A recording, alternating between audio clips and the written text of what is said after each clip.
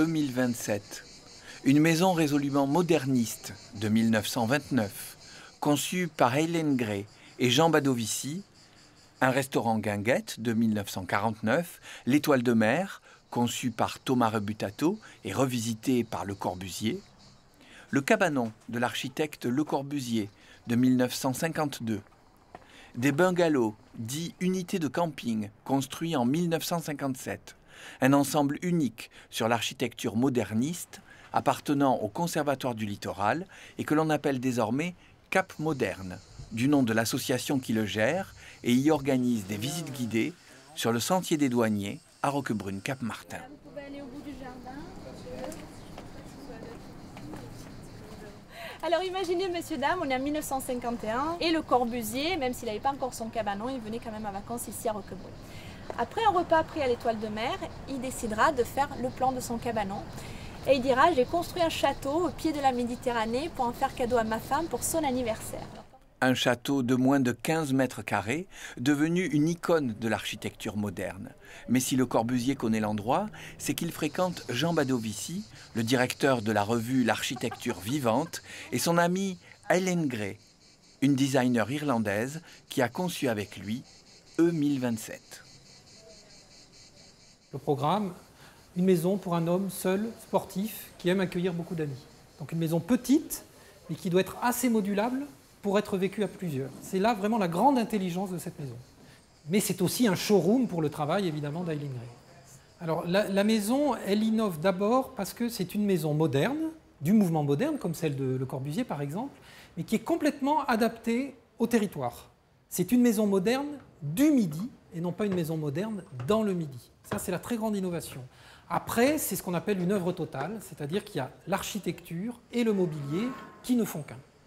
1956, Jean Badovici décède, et donc c'est une Suisse qui achète cette maison, Madame Schelbert, sur les recommandations de Le Corbusier, et puis va y vivre tous les étés jusqu'à son décès au début des années 80.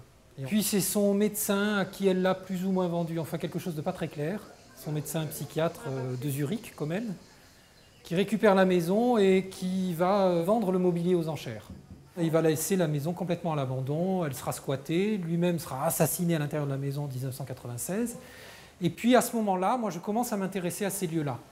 Avec son mémoire d'architecture, Renaud déclenche le projet de restauration de la villa et accompagne la mairie de Roquebrune jusqu'en 2005. Les lourdeurs administratives freinent le projet. En 2014, le Conservatoire du Littoral confie la gestion du site à une association. Au bout d'un certain temps, ils ont décidé que la meilleure solution serait de trouver une association qui a la flexibilité, la capacité même d'amener des fonds supplémentaires, mais surtout une énergie et une compétence sans contrainte administrative. Ce meuble, il est particulièrement intéressant. D'abord parce qu'il utilise l'accastillage des paravents, le paravent qui est un thème récurrent chez Hélène Gray. Donc il permet d'avoir une très grande ouverture avec de petites portes. Donc on encombre très peu un espace qui est quand même relativement petit. Désormais, Cap Moderne fait appel au savoir-faire de Renaud pour les futures restaurations. Des pochoirs qui racontent des choses. Donc ici, il y a un pochoir sur lequel il y a marqué costume. Presque tous les meubles ont été modifiés durant leur vie. Donc ce que l'on voit dans les musées, c'est très intéressant, c'est l'histoire. Mais par contre, ce n'est pas ce qu'on pouvait voir en 1929. Hélène Gray et Jean Badovici ont des archives, mais très peu documentées, et celles de Badovici, on croyait qu'elles avaient disparu. J'ai fait de longues recherches et j'ai fini par trouver le fonds d'archives, qui était un fonds d'archives extraordinaire, pas très important, mais très précieux, qui m'a permis d'avoir une nouvelle compréhension de la maison, qui est peut-être beaucoup plus équilibrée dans le partenariat entre Hélène Gray et Jean Badovici, où on voit que c'est vraiment une œuvre à quatre mains.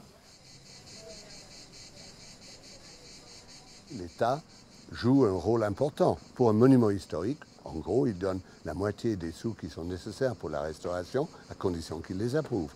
Mais il faut trouver l'autre moitié. Et ce n'est pas une mince affaire. Un détail, des coordonnées, un bonus émission, un commentaire ? Rendez-vous sur le site de Prioritaire.